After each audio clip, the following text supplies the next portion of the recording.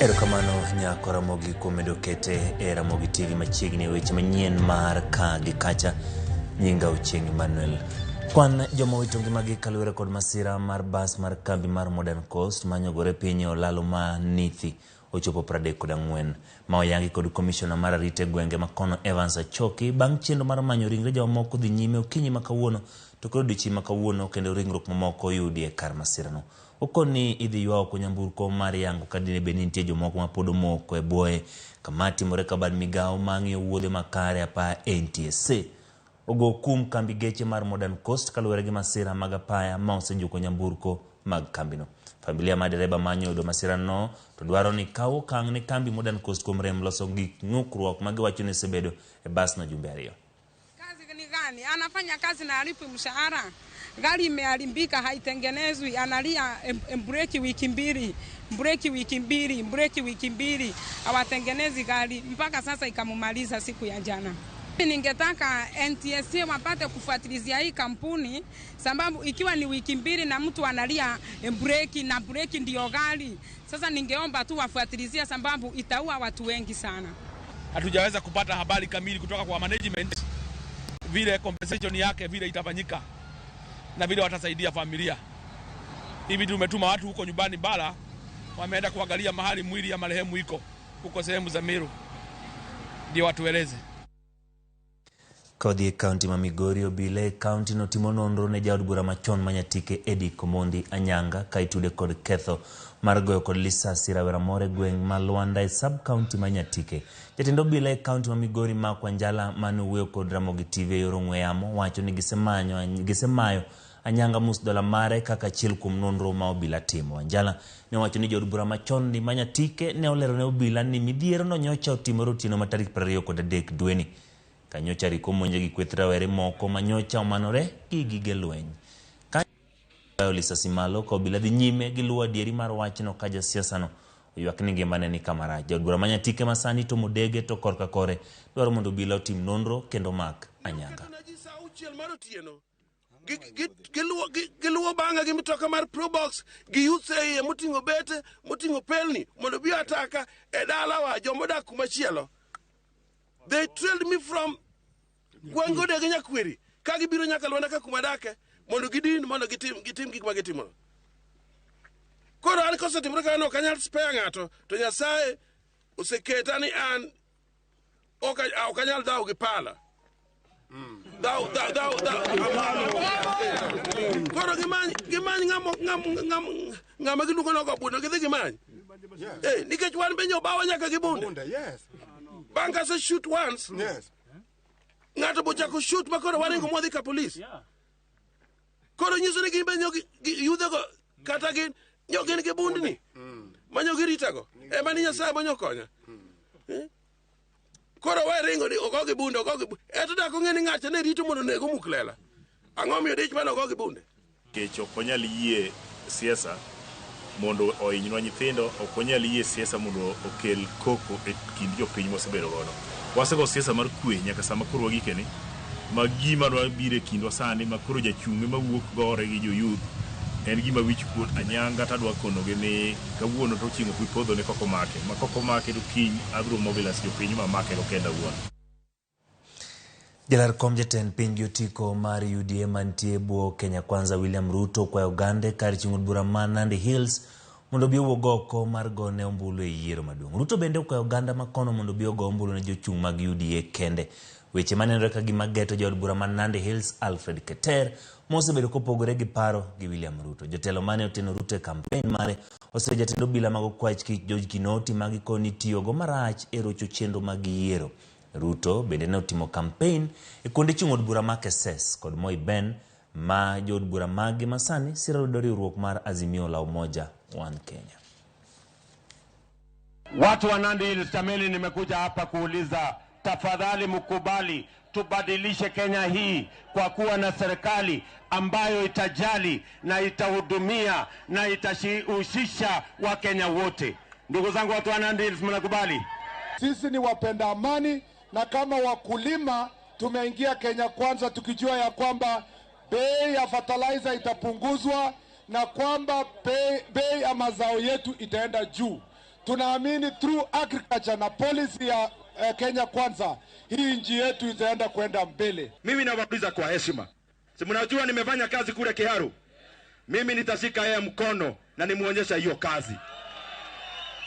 Lakini tafadhali msichague mtu ambaye hana heshima kwetu, na watu wa kwetu wanatazama, wanasidwa kwa nini wanasimama na William Ruto, na hawa watu ya hapa wao wanatukana yeye. Nadi his constituency must count in the 13th parliament.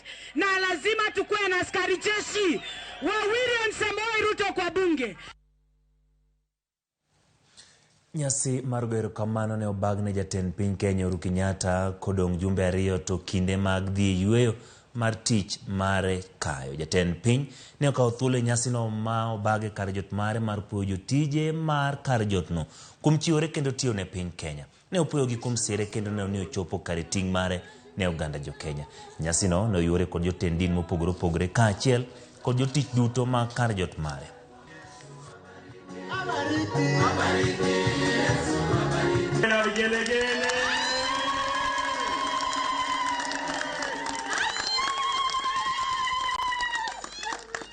Jahazi ya serikali ama nchi haisimami, yaendelea. Sisi tulichukua usukani kutoka kwa wengine na tutapatia wengine, kwa sababu nchi lazima isonge mbele. Yangu kwa sababu vile tulipata wengi wenu mkiwa hapa, wengi wenu pia tutawawacha hapa, na yangu ni kuwaomba vile tumefanya kazi pamoja, pia mshirikiane na hawa wengine ambao watakuja, na muwasaidie pia kutimiza mengi na makubwa hata zaidi, na ndio hii nchi yetu iweze kusonga mbele. We just want to ask that the Lord will bless you, that the Lord will keep you, that the Lord will strengthen your codes, that the Lord will enlarge your territory, but above all, together with your family, that no pestilence will come before you, that 1,000 may fall on your right-hand side, and 10,000 will fall on your left-hand side, but no harm will come upon you. We will miss you. You miss us, but we will miss you more as your staff, and we will miss you the most as the president of this republic. Jolupo mowuok e chula ma Takawiri, Remba, Sena, Ringiti mantiere nam Lolwe oyire kaachiel gi jotendgi mar weyo tich chieng' yiero mondo gidhi giluto ombulu. Magi biro timore yare tarik 8 nyaka tarik 10 mondo migi thuolo mar luto ombulu ka josiasa mag ODM e gwenge mag Homa Bay ne obedo e kanyakla mar jolupogo mondo kik dong' chien ma ok oluto ombulu. Jolupo ma Homa Bay ni kod kwan ji mathoth masani gigeto gi josiasa mondo kik rem ma ok oluto ombulu.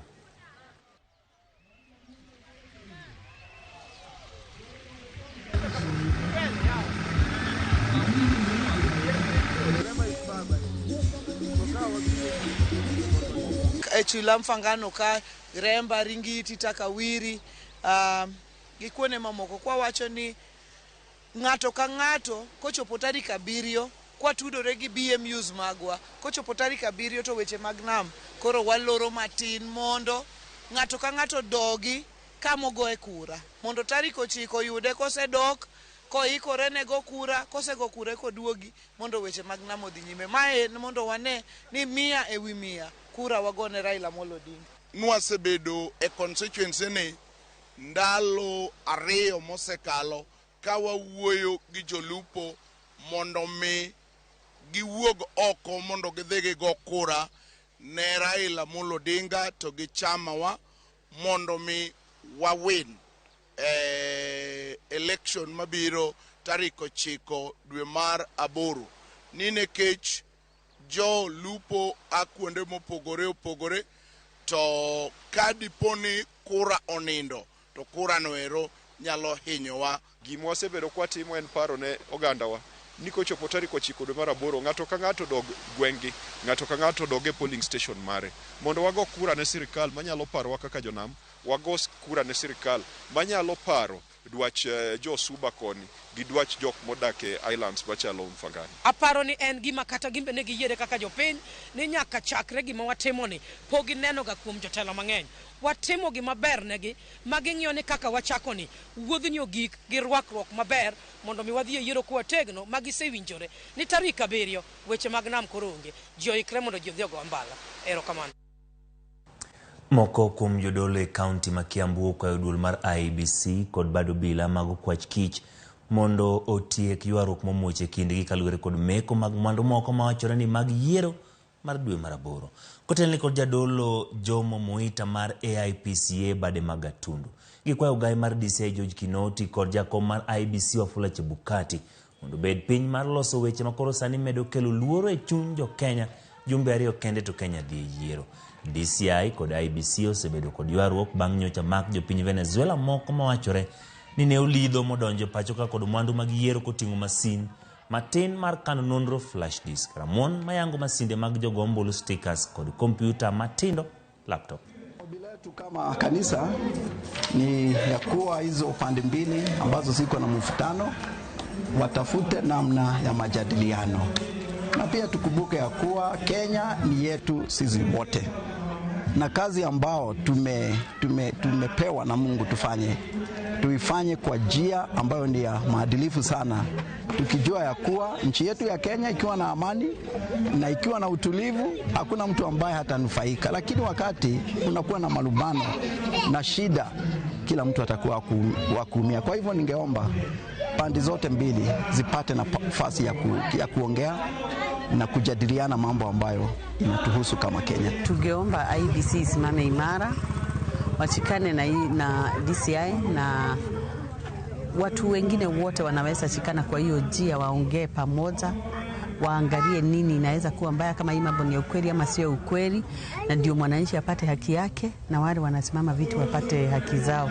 Na IEBC tungewauliza sana wasitegemee pande yoyote, wasimame imara, wafanye equalization ya kila side yeyote, na ndio tukue na amani. And I hope that this is something that IEBC will address and come out clean, because that is very, very, very important.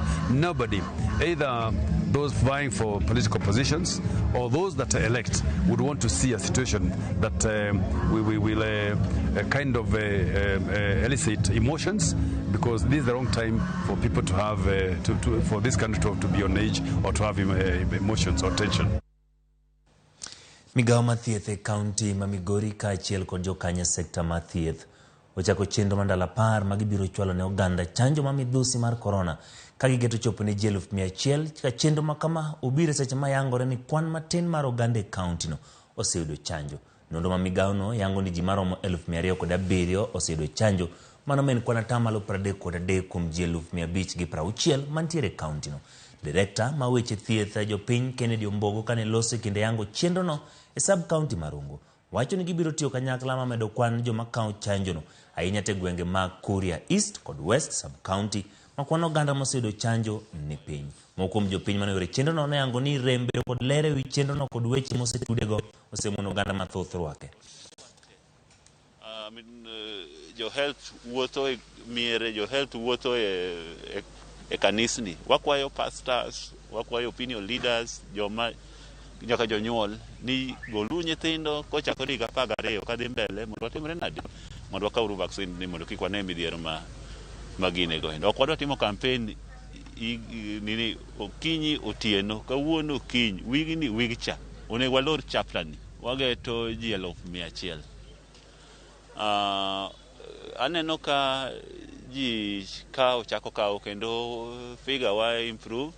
Chanjo ni ber ka ng'ato kawe nikech en gimi kawo nono. Omiyo gimi kawo nono ni kik chiemo moro ng'ato ywagi ka sama koro gino osedhi koke ywak ni aid mane ndalo mane nono cha mana time. Omiyo awacho ni nafasi mwayudo ni en nafasi makende mondo mi ng'ato ka ng'ato onyako timre nade nyaka chanji. Kawuono ne wabire chanjo. Chanjo mokwongo gi mar ariyo. Kawuono abire booster mokwongo. Koro osechanja okane rach moro amora nyaka ne chanja. Anyiso joma pok okawo chanjo ni mondo obi okaw chanjo. Chanjo ni sami kawe ine morito ngimani. Sami kawe nitie kaka ogeng'o ni tuo mar corona ni kobiro yudo ka dendi koro nyalo gore gi tuoche mag corona gi. Apisas magarita kwe bade ma Kisumu Central kotelnegi kod OCPD Anthony Maina kod jata yiero returning officer kar chung'od bura mas Kisumu Central Yegon Kibos onyiso ikruok mar rita kwe motenore gi weche yiero bang' yudo tiegruok makende wi chike matayo weche yiero. Kaluwore gi Yegon Kibos giseketo ikruok makare gi apisas go e yo makende maneno ni yiero mabiro ibiro tagi kwe. Kotwak gi jofwambo bang' tiegruok makamano kar chokruok mar Mama Grace e chuny boma ma Kisumu, OCPD ma Kisumu Central mano Anthony Maina bende nomedo ni gisebedo gi twak makare e kindgi gi jopiny neno ka ginyalo nyayo kwe motelo ne yiero kendo bang' yiero. Here with me are officers of the leadership of the security officers in Kisumu Central. Today was basically to bring together and have a common understanding in as far as election security is concerned. We've gone through processes delineating election offences to do with election offences, the roles of security officers, how ready and prepared we had, the number of stations they are now informed, and our way forward in terms of training. And I do believe now we are a teamwork in terms of election security, and I think Kisumu Central we are set and ready to go. We have made adequate operational plans to cater for all and any contingencies before the elections. We have done a lot of training to our officers on issues of public order management. We have done a lot of training on election laws. We have made adequate preparations on what to do during the elections. We have made adequate preparations on what to do after the elections. And we think we are ready. We have done scenario-based kind of preparations. Best case scenario is where everybody is campaigning peacefully, which we largely have experienced, where everybody is going to vote peacefully, where elections will not be disputed and will not have any kind of skirmishes. That is the best case scenario. Guided by experience, again, we are ready for any eventuality where maybe disputes, where campaigns do not go on peacefully, where elections are disrupted. In either case, we are very, very well prepared for both of those two scenarios. Jacob Crop nolone piny Kenya medila mar silver eng'we mag mita 5,000 katuke mag World Championship nochopo e gike boma Oregon e piny mar Amerika okinyi makawuono. Crop notike thuolo mar ariyo tok Jacob Ingebrigtsen mawuok e piny Norway maneloyo midila mag gold ka jang'wech mawuok e piny ma Uganda Oscar Chelimo notike thuolo mar adek.